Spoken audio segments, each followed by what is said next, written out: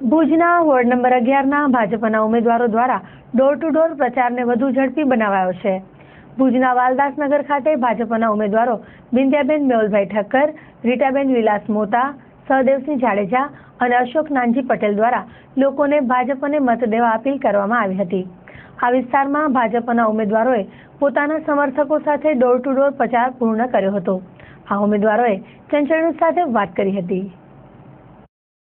Ward number 11માં અમારું door to door campaigning ખૂબ જ ગતિથી ચાલે છે અને પ્રજાનો અમને ખૂબ જ સાથ સહકાર અને રિસ્પોન્સ મળે છે અને પ્રજા તરફથી જે રિસ્પોન્સ મળે છે એના ઉપરથી હું કહી શકું અમને વોર્ડ નંબર 11માં અમારા પેનલ ટુ પેનલ ચારેય ઉમેદવારો જંગી બહુમતીથી અમે ચૂંટાઈ અને વિજયી બનશું। મેં વોર્ડ નંબર 11ના ઉમેદવાર હું સહદેવસિંહ જાડેજા, બિંદ્યાબેન ઠક્કર, અશોકભાઈ પટેલ અને રીટાબેન મોતા, અમારી પેનલ ભાજપાના 4 ઉમેદવાર અમે જ્યારે પણ કોલોનીમાં જાવી છીએ તો આગલી ટર્મના જે ઉમેદવારો હતા એનાથી મોટાભાગના જનતાને સંતોષ છે, પણ છતાં ક્યાંય ખૂટતી કડી કરવા માટે અમે બંધાયેલી છે। અત્યારે અમારો બેઝિક મુદ્દો રોડ, પાણી, ગટર અને સફાઈ એ અમારો બેઝિક મુદ્દો છે। અત્યારે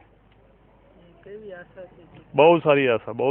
અમારું કેમ્પેન 80-85% પૂરું થઈ ગયું છે। ડોર ટુ ડોર જવાનું વધીને કદાચ 15 થી 20% પેન્ડિંગ છે।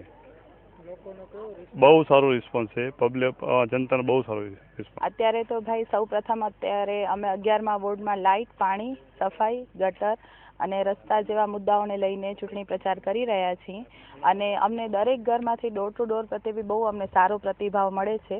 તેથી એવું લાગે છે કે અમારી પેનલ આખી જંગી બહુમતીથી જીતશે।